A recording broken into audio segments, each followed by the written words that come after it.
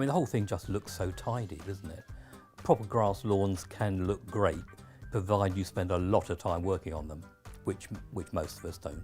But this just looks absolutely perfect all the time.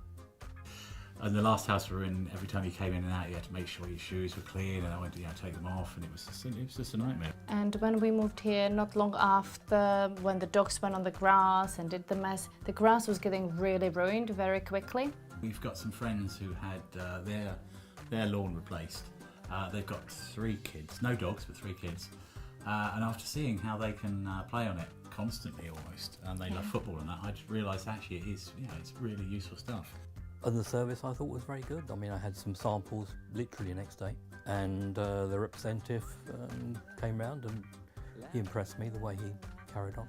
It can rain really heavily, and literally 15 minutes later you can go out there, and 20 minutes, 25 minutes later you can sit on the grass and not actually get wet.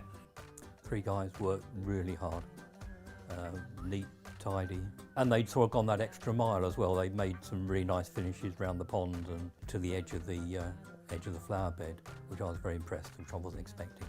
But yeah, I think they made a very good professional job of it.